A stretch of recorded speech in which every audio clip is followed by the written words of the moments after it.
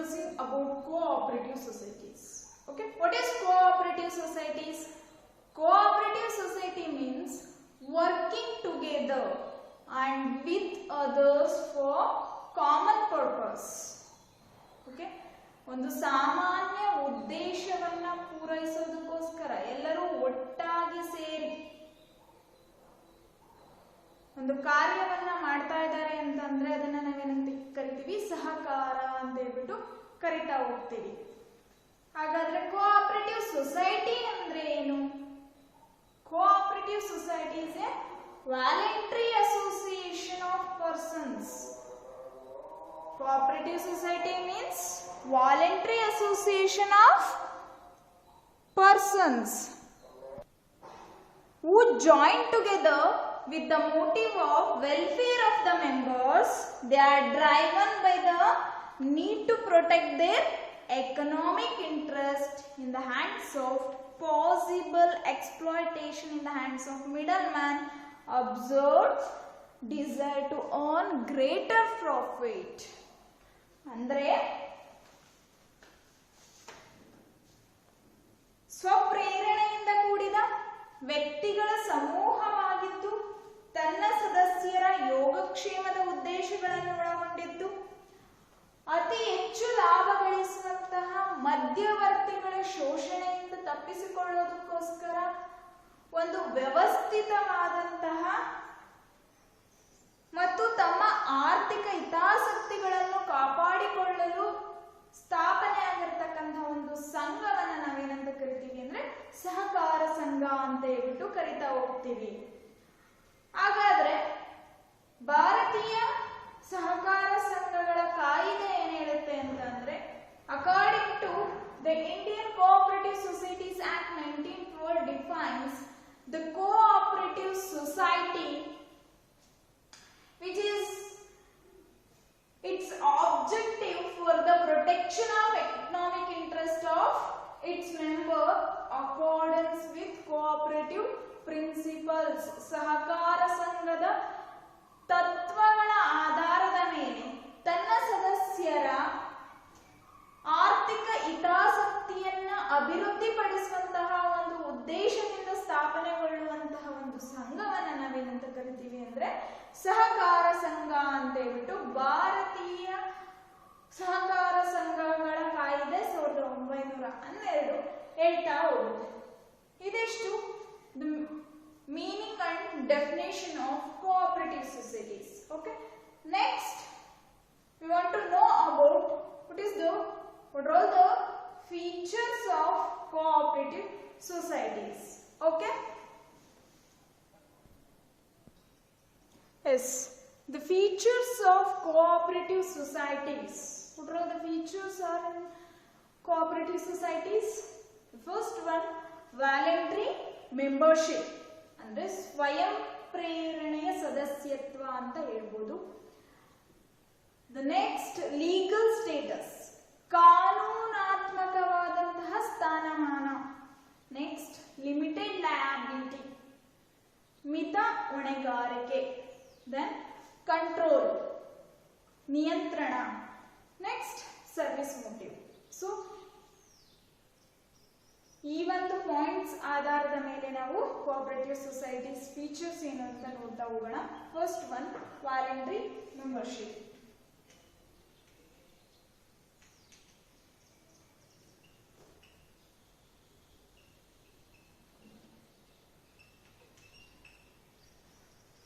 ಸ್ವಯಂ ಪ್ರೇರಣೆ ಸದಸ್ಯತ್ವ ಏನಂಗಂದ್ರೆ ವಾಲಂಟರಿ ಮೆಂಬರ್ಶಿಪ್ ಅಂತಂದ್ರೆ, ಸೊ ಇಲ್ಲಿ ಸದಸ್ಯರು ಯಾರಿರ್ತಾರೆ ಅವರು ಈಸಿಯಾಗಿ ಒಂದು ಸಹಕಾರ ಸಂಘಕ್ಕೆ ಸೇರ್ಕೊಂಡ್ಬಾರ್ದಾಗಿರುತ್ತೆ. ಮತ್ತು ಅವ್ರೇನಾದ್ರೂ ಈ ಒಂದು ಕೋಆಪರೇಟಿವ್ ಸೊಸೈಟಿನ ಬಿಟ್ಟು ಹೋಗ್ತೀನಿ ಅಂತಂದ್ರೆ ಈಸಿಲಿ ಅವ್ರು ಏನ್ ಮಾಡ್ಬೋದು, ಕೋಆಪರೇಟಿವ್ ಸೊಸೈಟಿನ ಬಿಟ್ಟು ಹೋಗ್ಬೋದಾಗಿರುತ್ತೆ. So the person free to join the cooperative societies and freely leave the cooperative societies. Okay, here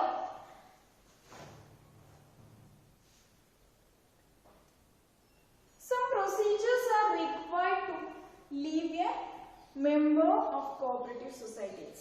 so ಇಲ್ಲಿ ಒಬ್ಬ ವ್ಯಕ್ತಿ ಒಂದು ಕೋಆಪರೇಟಿವ್ ಸೊಸೈಟಿನ ಸಹಕಾರ ಸಂಘವನ್ನ ತೊರೆದು ಹೋಗ್ತಾ ಇದ್ದೀನಿ ಅಂತ ಅಂದ್ರೆ ಅಲ್ಲಿ ಒಂದಷ್ಟು ಪ್ರೊಸೀಜರ್ಸ್ ಇರುತ್ತೆ. ಏನಪ್ಪಾ ಅಂದ್ರೆ ಅವರು ನಾನು ಒಂದು ಸಹಕಾರ ಸಂಘವನ್ನ ಬಿಟ್ಟು ಹೋಗ್ತಾ ಇದ್ದೀನಿ ಅಂತ ಹೇಳ್ಬಿಟ್ಟು ಒಂದು ಪತ್ರದ ಮೂಲಕ ಒಂದು ಪತ್ರವನ್ನ ಕೊಟ್ಟು ಹೋಗ್ಬೇಕಾಗತ್ತೆ. If a person leaving the cooperative society is required to serve a notice before leaving the society. Okay, so the person leaving the cooperative society, the person required to serve a notice to the cooperative society. So ಯಾವೊಬ್ಬ ವ್ಯಕ್ತಿ ಆ ಒಂದು ಸಹಕಾರ ಸಂಘವನ್ನ ಬಿಟ್ಟು ಹೋಗ್ತಾ ಇರ್ತಾನೆ, ಆ ವ್ಯಕ್ತಿ ಏನ್ ಮಾಡ್ಬೇಕಾಗುತ್ತೆ ಅಂದ್ರೆ ಒಂದು ನೋಟಿಸ್ನ ಸಹಕಾರ ಸಂಘಕ್ಕೆ ಕೊಟ್ಟು ಆ ನಂತರ ನನ್ನ ಒಂದು ಸದಸ್ಯತ್ವವನ್ನು ಬಿಟ್ಟು ಹೋಗ್ತಾ ಇದ್ದೀನಿ ಅಂತ ಹೇಳ್ಬಿಟ್ಟು ಒಂದು ಪತ್ರವನ್ನ ಅಥವಾ ನೋಟಿಸ್ ಅನ್ನ ಕೊಟ್ಬಿಟ್ಟು ಹೋಗ್ಬೇಕಾಗತ್ತೆ. So this is the procedure for leaving the cooperative society, a person or a member. Okay, the membership open to all person. Here there is no restriction for religion or any sex or any caste, any gender, anything. There is no distinct process for joining a member to the cooperative society. ಸಹಕಾರ ಸಂಘದ ಸದಸ್ಯತ್ವವನ್ನು ಪಡೆದುಕೊಳ್ಬೇಕು ಅಂತಂದ್ರೆ ಇಲ್ಲಿ ಯಾವುದೇ ರೀತಿಯಾದಂತಹ ಲಿಂಗಭೇದ ಆಗ್ಲಿ, ವರ್ಣಭೇದ ಆಗ್ಲಿ, ಅಥವಾ ಜಾತಿ ಭೇದ ಆಗ್ಲಿ, ಅಥವಾ ಧರ್ಮ ಭೇದ ಆಗ್ಲಿ, ಯಾವುದೇ ರೀತಿಯಾದಂತಹ ಭೇದ ಇರೋದಿಲ್ಲ. ಒಂದು ಸದಸ್ಯತ್ವವನ್ನು ತೆಗೆದುಕೊಳ್ತಾ ಇದ್ದೀನಿ ಅಂತ ಅಂದ್ರೆ ಆ ಸದಸ್ಯತ್ವ ಮುಕ್ತವಾಗಿರುತ್ತದೆ. ಇಲ್ಲಿ ನಾನು ಯಾವುದೋ ಒಂದು ಸಹಕಾರ ಸಂಘಕ್ಕೆ ಹೋಗಿ ಸೇರ್ಕೊಳ್ತಾ ಇದ್ದೀನಿ ಅಂತ ಅಂದ್ರೆ ಮತ್ತೆ ಆ ಒಂದು ಸಹಕಾರ ಸಂಘದಲ್ಲಿ ಆಲ್ರೆಡಿ ಸೇರಿದ್ದೀನಿ, ಅದರಿಂದ ವಾಪಸ್ ಬರಬೇಕು ಅಂತಂದ್ರೆ ಎರಡೂ ಕೂಡ ಈಸಿ ಆಗಿರುತ್ತೆ. There is no restriction for joining and leaving the cooperative society. This is what voluntary membership, ಸ್ವಪ್ರೇರಣೆಯ ಸದಸ್ಯತ್ವ ಅಂತ ಹೇಳ್ಬಿಟ್ಟು ಕರೀತಾ ಹೋಗ್ತೀವಿ. Okay, then second feature of cooperative society, that is legal status. Legal status ಅಂದ್ರೆ ಕಾನೂನುಬದ್ಧವಾದಂತಹ ಸ್ಥಾನಮಾನ ಆಗಿರುತ್ತೆ.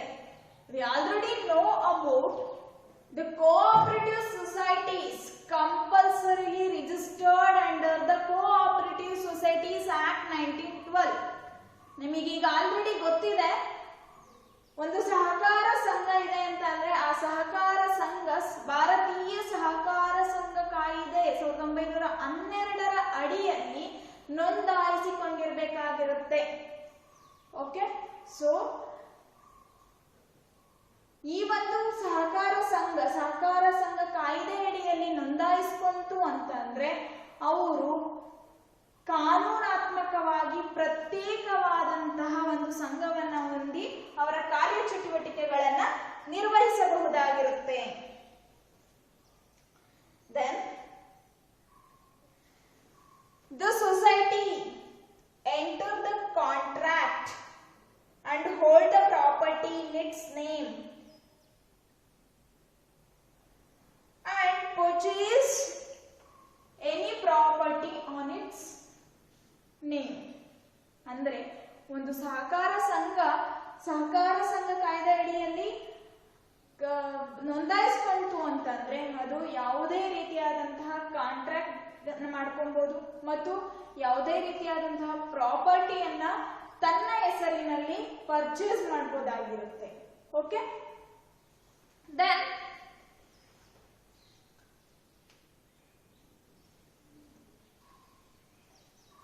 the cooperative society registered under the Cooperative Societies Act then it has the own legal entity in the society. So ಒಂದು ಸಹಕಾರ ಸಂಘ ಕಾಯ್ದೆ ಅಡಿಯಲ್ಲಿ ನೋಂದಾಯಿಸಿಕೊಂತು ಅಂದ್ರೆ ಅದೇನಾಗಿರುತ್ತೆ, ಪ್ರತ್ಯೇಕವಾದಂತಹ ಕಾನೂನಾತ್ಮಕವಾದಂತಹ ಒಂದು ಸಂಘವನ್ನ ಹೊಂದಿ ಕಾರ್ಯಚಟುವಟಿಕೆಗಳನ್ನ ನಿರ್ವಹಿಸಬಹುದಾಗಿರುತ್ತೆ. Okay, then the next point of feature is control.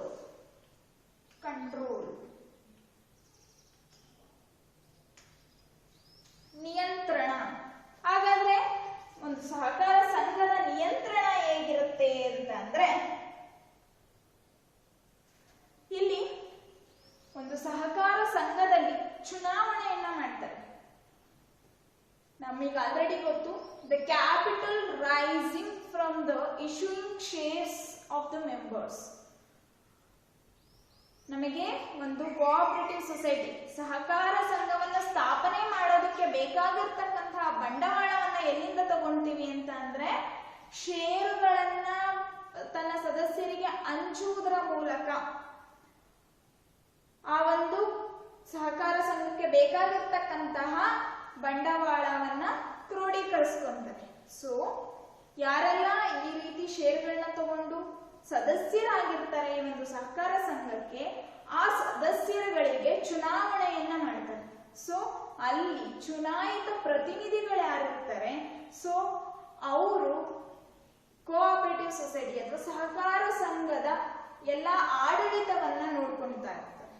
Okay, ಇಲ್ಲಿ ಪ್ರಜಾಸತ್ತಾತ್ಮಕವಾದಂತಹ ಆಡಳಿತವನ್ನ ನಡೆಸ್ತಾ ಹೋಗ್ತಾರೆ. ಇಲ್ಲಿ ಸಹಕಾರ ಸಂಘದಲ್ಲಿ ಸಹಕಾರ ಸಂಘ ನಡೆಯೋದು ಸದಸ್ಯರಿಂದ ಚುನಾಯಿತರಾದಂತಹ ಪ್ರತಿನಿಧಿಗಳಿಂದ ಈ ಒಂದು ಕೋಆಪರೇಟಿವ್ ಸೊಸೈಟಿ ಅಥವಾ ಸಹಕಾರ ಸಂಘದ ಆಡಳಿತ ನಡೀತಾ ಹೋಗುತ್ತೆ. ಸೊ ಇಲ್ಲಿ ನಮ್ಮ ಇಂಡಿಯನ್ ಕಾನ್ಸ್ಟಿಟ್ಯೂಷನ್ ಏನು ಪ್ರಜಾಪ್ರಭುತ್ವ, ನಮ್ಮ ಒಂದು ಪ್ರಜಾಸತ್ತಾತ್ಮಕವಾದಂತಹ ಆಡಳಿತವನ್ನ ನಡೆಸ್ತಾ ಇದ್ದಾರೆ. ಅದೇ ರೀತಿ ಇಲ್ಲಿ ಕೂಡ ಕೋಆಪರೇಟಿವ್ ಸೊಸೈಟಿನಲ್ಲಿ ಸಹಕಾರ ಸಂಘದಲ್ಲಿ ಪ್ರಜಾಸತ್ತಾತ್ಮಕವಾದಂತಹ ಆಡಳಿತವನ್ನ ನಡೆಸ್ತಾ ಹೋಗ್ತಾರೆ. ಓಕೆ,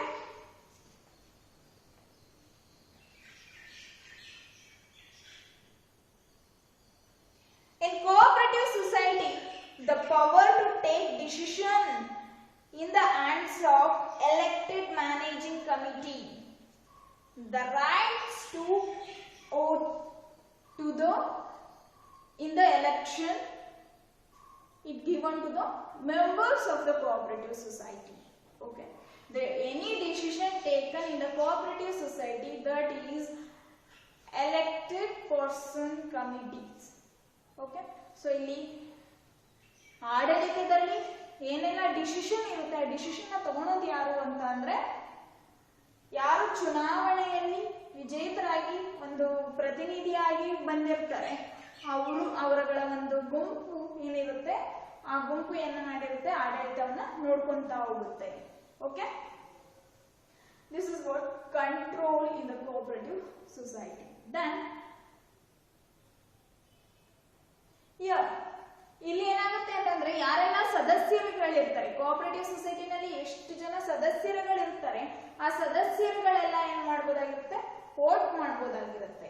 ಸದಸ್ಯರಲ್ಲೇ ಒಬ್ರು ಪ್ರತಿನಿಧಿ ಆಗಿರ್ತಾರೆ, ಆ ಒಂದು ಎಲೆಕ್ಷನ್ ನಿಂತ್ಕೊಂತಾರೆ, ಅವರಿಗೆ ಉಳಿದಂತಹ ಸದಸ್ಯರೆಲ್ಲರೂ ಏನ್ ಮಾಡ್ತಾರೆ, ವೋಟ್ ಮಾಡ್ತಾರೆ. The voting power given to the members of the cooperative societies ಅಂತ ಹೇಳ್ತಾ ಹೋಗ್ತೀವಿ. ಇದಿಷ್ಟು control in the cooperative society. Okay, the next feature is limited liability. Limited liability.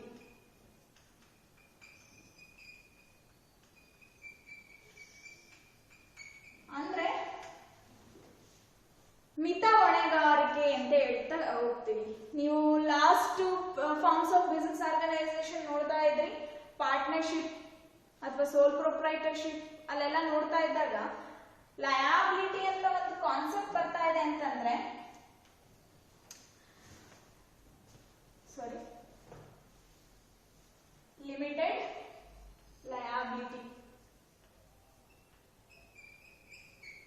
So partnership ಅಲ್ಲಿ ಅಥವಾ ಸೋಲ್ ಪ್ರೊಪ್ರೈಟರ್ಶಿಪ್ ಅಲ್ಲಿ ಲಯಾಬಿಲಿಟಿ ಅಂತ ಒಂದು ಕಾನ್ಸೆಪ್ಟ್ ಬರ್ತಾ ಇದೆ ಅಂತ ಅಂದ್ರೆ, ನಿಮಗೆ ಗೊತ್ತಾಗ್ತಾ ಇತ್ತು, ಅಲ್ಲಿ ಅನ್ಲಿಮಿಟೆಡ್ ಲಯಬಿಲಿಟಿ ಇತ್ತು. ಸೊ ನೀವು ಲಾಸ್ಟ್ ಕ್ಲಾಸಸ್ ಅಲ್ಲಿ ನೋಡಿದೀರಾ ಅನ್ಲಿಮಿಟೆಡ್ ಲಯಬಿಲಿಟಿ. ಆಲ್ರೆಡಿ ನಿಮಗೆ ಲಯಬಿಲಿಟಿ ಅಂದ್ರೆ ಏನು, ಲಿಮಿಟೆಡ್ ಲಯಬಿಲಿಟಿ ಅಂದ್ರೆ ಏನು, ಅನ್ಲಿಮಿಟೆಡ್ ಲಯಬಿಲಿಟಿ ಅಂದ್ರೆ ಏನು ಅಂತ ಗೊತ್ತಾಗಿದೆ. ಸೊ ಇಲ್ಲಿ ಲಿಮಿಟೆಡ್ ಲಯಬಿಲಿಟಿ ಅಂತಂದ್ರೆ ಮಿತ ಹೊಣೆಗಾರಿಕೆ ಇರುತ್ತೆ. ಯಾರು ಮೆಂಬರ್ಸ್ ಇರ್ತಾರೆ ಒಂದು ಕೋಆಪರೇಟಿವ್ ಸೊಸೈಟೀಸ್ ಅಲ್ಲಿ ಅವರಿಗೆ ಮಿತ ಹೊಣೆಗಾರಿಕೆ ಇರುತ್ತೆ ಅಥವಾ ಲಿಮಿಟೆಡ್ ಲಯಬಿಲಿಟಿ ಇರುತ್ತೆ. ಸೊ ಇಲ್ಲಿ ಒಂದು ಕೋಆಪರೇಟಿವ್ ಸೊಸೈಟಿಗೆ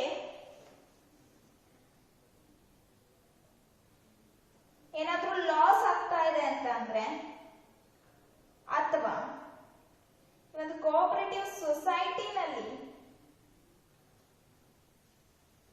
ಏನಾದ್ರೂ ಅನ್ಸರ್ಟನಿಟೀಸ್ ಆಗ್ತಾ ಇದೆ ಅಂತ ಅಂದ್ರೆ ಅದಕ್ಕೆ ಪೂರ್ಣವಾದಂತಹ ಹೊಣೆಗಾರಿಕೆ ಯಾರ್ದಾಗಿರುತ್ತೆ ಅಂದ್ರೆ ಕೋಆಪರೇಟಿವ್ ಸೊಸೈಟಿದಾಗಿರುತ್ತೆ. It's not burden to the members of the cooperative societies. So ಇಲ್ಲಿ ಯಾರು ಸದಸ್ಯರಿರ್ತಾರೆ ಅವರು ಬಂಡವಾಳವನ್ನು ಎಷ್ಟು ಹೂಡಿಕೆ ಮಾಡಿರ್ತಾರೆ ಆ ಹೂಡಿಕೆಗೆ ಮಾತ್ರ ಸೀಮಿತರಾಗಿರ್ತಾರೆ. ಆ ಹೂಡಿಕೆಯಿಂದ ಎಷ್ಟು ಲಾಭ ಬರುತ್ತೆ ಅಷ್ಟನ್ನು ಮಾತ್ರ ಗಳಿಸುವಂತರಾಗಿರ್ತಾರೆ ಹೊರತು ಅದರಲ್ಲಿ ಆಗ್ತಕ್ಕಂತಹ ನಷ್ಟವನ್ನು ಭರಿಸುವಂತಹ ಹೊಣೆಗಾರಿಕೆಯನ್ನ ಇಲ್ಲಿನ ಸದಸ್ಯರು ಹೊಂದಿರೋದಿಲ್ಲ. ಗೊತ್ತಾಯ್ತಾ? ಸೊ ಇವರು ಅವ್ರ ಬಂಡವಾಳ ಎಷ್ಟು ಹೂಡಿಕೆ ಮಾಡಿರ್ತಾರಲ್ಲ ಆ ಹೂಡಿಕೆಗೆ ಅಷ್ಟೇ ಅವರು ರಿಟರ್ನ್ಸ್ ನ ತಗೊಳ್ತಾ ಇರ್ತಾರೆ ಹೊರತು ಅಲ್ಲಾಗ್ತಕ್ಕಂಥ ಯಾವುದೇ ನಷ್ಟಗಳ ಹೊಣೆಗಾರಿಕೆಯನ್ನು ಹೊಂದಿರೋದಿಲ್ಲ. ಹಾಗಾಗಿ ನಾವಿಲ್ಲಿ ಲಿಮಿಟೆಡ್ ಲಯಬಿಲಿಟಿ ಅಥವಾ ಮಿತ ಹೊಣೆಗಾರಿಕೆ ಅಂತ ಹೇಳ್ಬೋದಾಗಿರುತ್ತೆ. Okay, in the cooperative society limited liability for its members. Okay, next feature is service motive. Service motive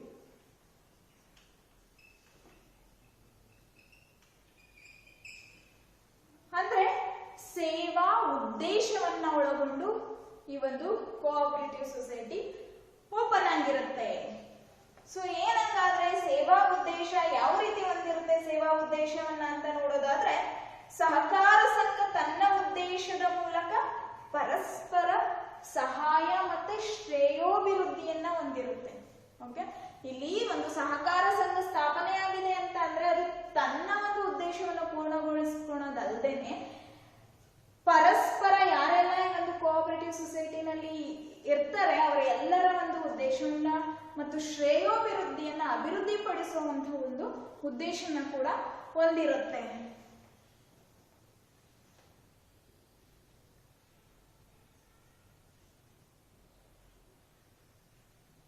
ಮತ್ತೆ ಕೋಆಪರೇಟಿವ್ ಸೊಸೈಟಿ ಏನಿದೆ ಅಥವಾ ಸಹಕಾರ ಸಂಘ ಏನಿದೆ ಇಲ್ಲಿ ತನಗೆ ಬಂದ ಲಾಭಾಂಶವನ್ನ ಎಲ್ಲಾ ಸದಸ್ಯರುಗಳೊಂದಿಗೆ ಹಂಚಿಕೆ ಮಾಡ್ಕೊಳ್ಳುತ್ತೆ. ಸೊ ಈ ಒಂದು ಕೋಆಪರೇಟಿವ್ ಸೊಸೈಟೀಸ್ ಅಲ್ಲಿ ನಮಗೆ ಗೊತ್ತು ಬಂಡವಾಳವನ್ನ ಹೂಡಿಕೆ ಮಾಡ್ಕೊಳ್ಳೋದು ಷೇರುಗಳ ಹಂಚಿಕೆಯ ಮೂಲಕ ಒಂದು ನಾವೇನ್ ಮಾಡ್ತಾ ಹೋಗ್ತೀವಿ, ಬಂಡವಾಳವನ್ನ ಕ್ರೋಢೀಕರಿಸ್ಕೊಂತ ಹೋಗ್ತೀವಿ. ಸೊ ಎಷ್ಟು ಜನ ಷೇರನ್ನ ಹಾಕಿರ್ತಾರೆ ಆ ಎಲ್ಲಾ ಏನಂತ ಕರಿತೀವಿ, ಈ ಒಂದು ಸಹಕಾರ ಸಂಘದ ಸದಸ್ಯರು ಅಂತ ಹೇಳ್ತಾ ಹೋಗ್ತೀವಿ. ಸೊ ಈ ಒಂದು ಷೇರನ್ನ ಯಾರೆಲ್ಲ ಹಾಕಿರ್ತಾರೆ ಅವರೆಲ್ಲರಿಗೂ ಕೂಡ ತನಗೆ ಬಂದಂತಹ ಲಾಭಾಂಶವನ್ನ ಈ ಕೋಆಪರೇಟಿವ್ ಸೊಸೈಟಿ ಹಂಚಿಕೆ ಮಾಡ್ತಾ ಹೋಗುತ್ತೆ. ಸೊ ಆ ಒಂದು ಲಾಭಾಂಶವನ್ನ ಹಂಚಿಕೆ ಮಾಡೋದನ್ನ ನಾವೇ ಒಂದು ವರ್ಡಿಂಗ್ ಅಲ್ಲಿ ಕರಿತೀವಿ ಅಂದ್ರೆ ದಟ್ ಈಸ್ ಡಿವಿಡೆಂಡ್. ಏನಂತ ಕರಿತೀವಿ? ಡಿವಿಡೆಂಡ್ ಅಂತ ಹೇಳ್ಬಿಟ್ಟು ಕರಿತಾ ಹೋಗ್ತೀವಿ. ಲಾಭಾಂಶ ಎಷ್ಟು ಬರುತ್ತೆ ಅಷ್ಟು ಯಾವ ಒಂದು ಸದಸ್ಯ ಎಷ್ಟು ಹೂಡಿಕೆ ಮಾಡಿರ್ತಾನೆ ಆ ಆಧಾರದ ಮೇಲೆ ಅವ್ರು ಏನ್ ಮಾಡ್ತಾರೆ, ಡಿವಿಡೆಂಡ್ ನ ಡಿಸ್ಟ್ರಿಬ್ಯೂಟ್ ಮಾಡ್ತಾ ಹೋಗ್ತಾರೆ. Okay,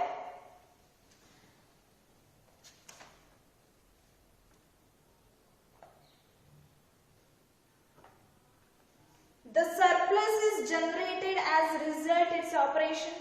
It is distributed amongst the members as dividend in as by law of the society.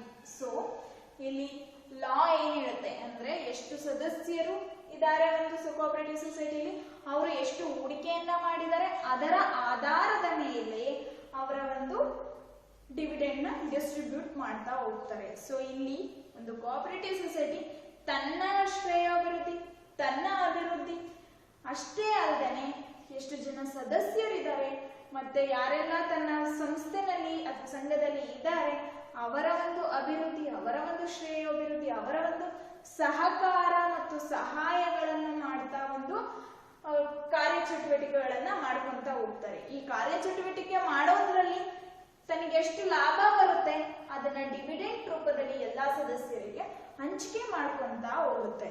Okay, ಇದಿಷ್ಟು features of cooperative societies. Okay, I hope you people understand the features of cooperative society. The first one, voluntary membership ಅಂದ್ರೆ ಸ್ವಪ್ರೇರಣೆಯ ಸದಸ್ಯತ್ವ.